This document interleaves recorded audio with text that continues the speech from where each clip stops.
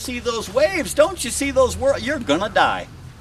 That didn't stop John Wesley Powell. Now, John Wesley Powell, turns out, knew nothing whatsoever about how to get a boat through a big western river. Nobody did. I mean, think about this. Nobody knew how that was done. But he was thinking, he was smart. He figured, well, I'm going to need strong boats. There's rocks down there.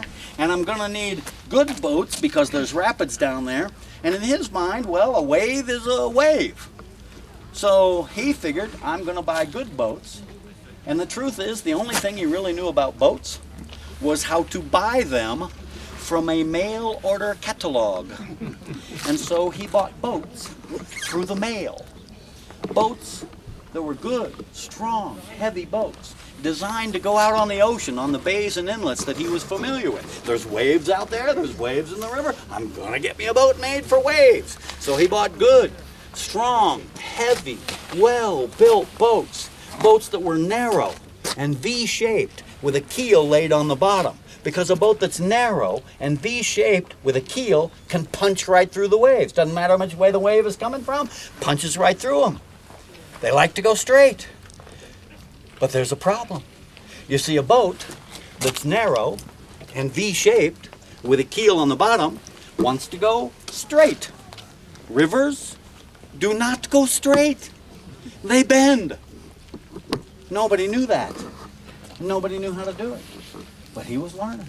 Now, John Wesley Powell had kind of figured out that he wasn't going to do a lot of rowing with one arm, the other one being shot off in the war and stuff, so he was going to have men to help him. So he hired brave men, manly men, strong men, men who knew nothing about boats either.